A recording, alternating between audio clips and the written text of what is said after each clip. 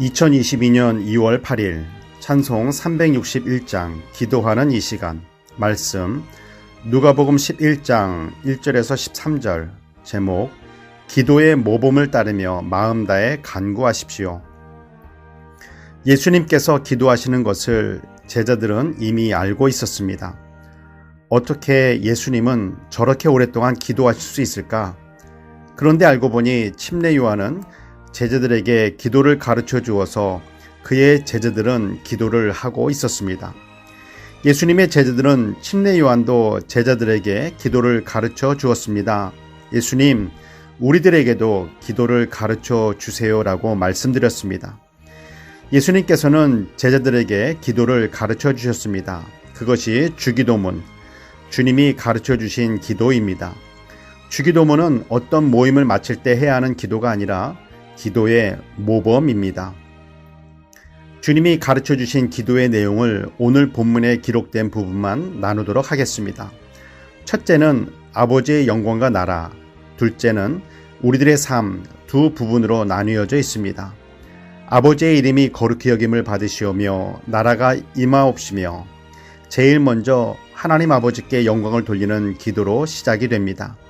우리의 기도의 목적이 하나님께 영광이 되는 아버지의 나라를 위한 것임을 가르쳐 줍니다.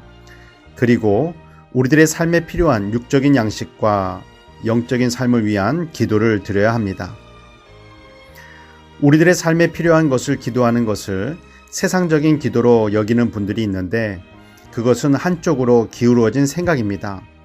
매일의 양식을 구하는 기도는 내 힘과 능력으로 먹고 사는 것이 아니라 하나님의 공급하심으로 살아간다는 믿음의 고백입니다. 반대로 우리의 기도가 육적인 필요에 집중되어서도 안 됩니다. 밸런스를 맞추어야 합니다. 그렇지만 순서는 하나님 아버지가 먼저입니다. 예수님께서 제자들에게 기도를 가르쳐 주신 후에 기도하는 사람의 자세에 대해 비유로 말씀해 주셨습니다.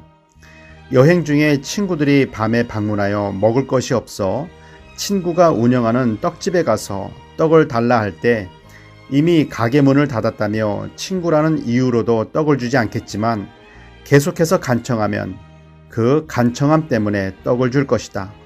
그러니 너희가 하나님 아버지께 구하고 찾고 두드리면 성령을 주시지 않겠느냐라고 말씀해 주셨습니다.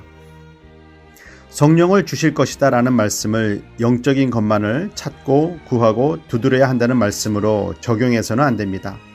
이것은 영적인 것을 먼저 구해야 함을 강조하신 것입니다. 하나님의 이름과 하나님의 나라를 위한 영적인 기도를 한 다음에 일용할 양식도 구하라는 예수님의 말씀을 잊어서는 안 됩니다. 우리는 매일매일 성령 충만함을 구해야 합니다. 그래야 사도 바울의 고백처럼 날마다 나를 죽이는 자기를 부인할 수 있기 때문입니다. 삶에 필요한 것도 구해야 합니다. 하나님은 우리 아버지요 우리의 공급자가 되시기 때문입니다. 기도하겠습니다. 사랑의 하나님, 무엇을 구하든지 제일 먼저 하나님 아버지의 이름이 영광을 받으시고 하나님의 나라가 임하는 기도가 우선순위가 되길 소망합니다. 삶에 필요한 것이 있을 때 한숨이 아니라 부족함 없이 채워주시는 아버지심을 믿고 감사함으로 구하는 기도의 사람이 되게 하여 주시옵소서. 예수님의 이름으로 기도드립니다. 아멘.